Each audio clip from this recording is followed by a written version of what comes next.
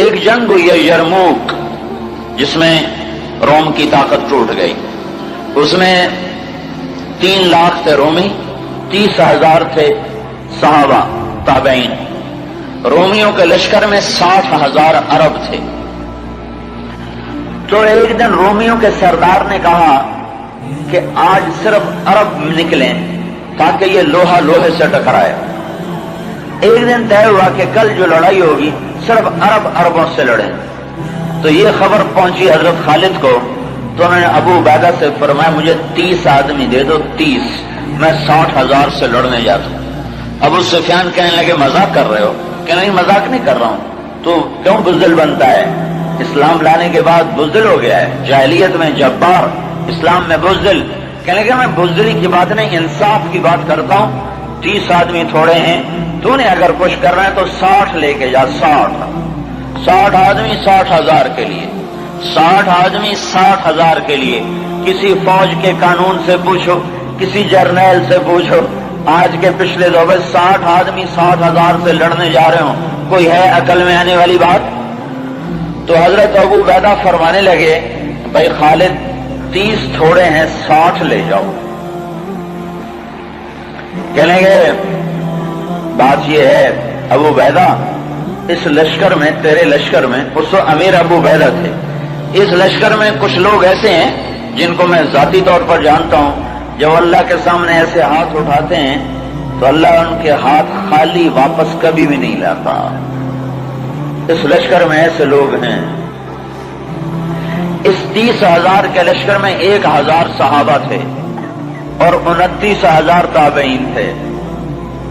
تب میں جانتا ہوں اسی مجمع میں ہیں، جب وہ یوں ہاتھ اٹھاتے ہیں اور یا اللہ کہتے ہیں تو کبھی اللہ ان کا ہاتھ خالی واپس نہیں لاتا. تو حضرت ابو عبیدہ کہنے لگے پھر تو چن لے 60 آدمی. حضرت خالد بن ولید نے نام لینے شروع کیے. این فضل بن العباس، سب سے پہلے اہل بیت سے شروع کیا. فضل بن عباس کہاں ہیں؟ این زبیر بن العوام، زبیر بن عوام کہاں ہیں؟ این عمرو التمیمی، عمرو تمیمی کہاں ہیں؟ سب سے بڑا ڈاکو بنو تیکا، رافع بن عمیرہ. اللہ کے نبی نے کیا محنت کی تھی کہ وہ کتنے نمبر پر آ رہا ہے، کن لوگوں میں آ رہا ہے؟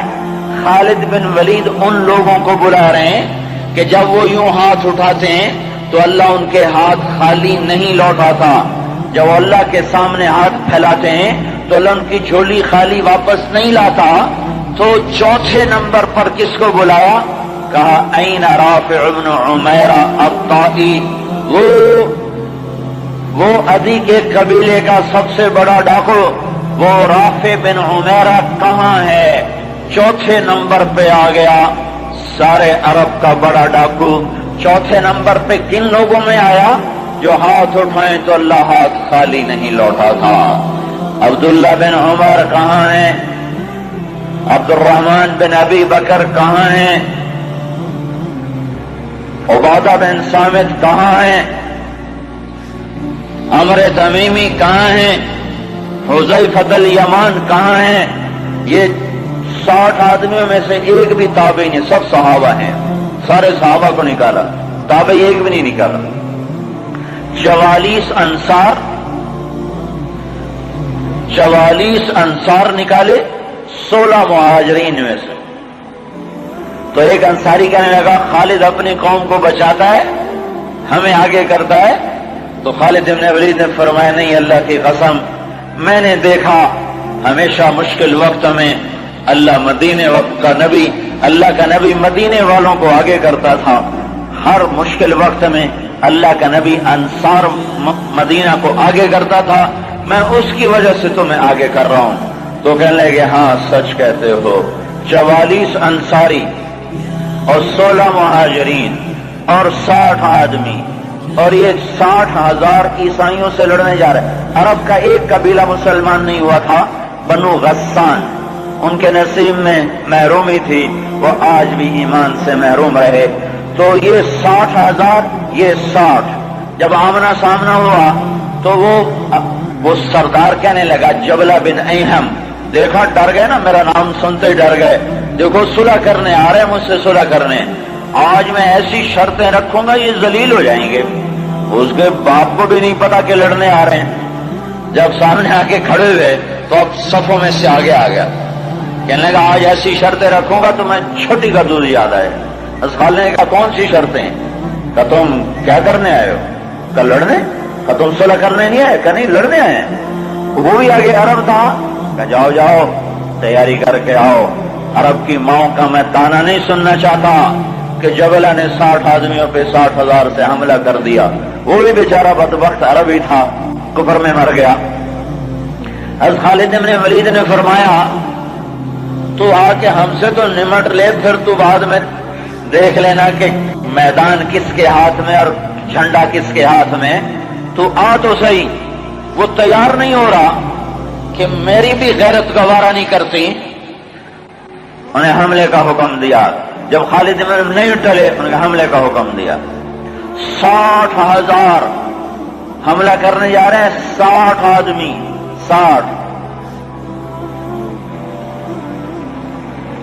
زرار ابن ازور نے زندگی میں ایک دفعہ زرہ پہنی، وہ یہی لڑائی تھی، نہ اس سے پہلے پہلی نہ بعد میں پہنی۔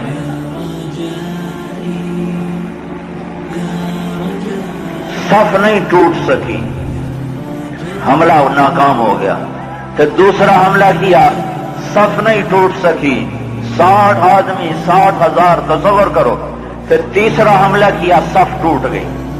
جب صف ٹوٹی تو خالد بن ولید نے فرمایا 6 کی ٹولیاں بن جاؤ، 6 تو 6 ایسے ٹولیاں بن گئے۔ معاذ بن جبل رضی اللہ تعالی عنہ زور زور سے اس وقت یہ قرآن پڑھ رہے تھے، ان اللہ اشترى من المؤمنین انفسهم واموالهم بان لهم الجنہ یقاتلون فی سبیل اللہ فیقتلون ویقتلون وعدا علیہ حقا فی التوراة والانجیل والقرآن ومن اوفى بعهده من اللہ فاستبشروا ببیعکم الذی باعتم به وذلک هو الفوز العظیم۔ یہ آیات پڑھی جا رہی ہیں اور ایمان میں بہار آ رہی ہے۔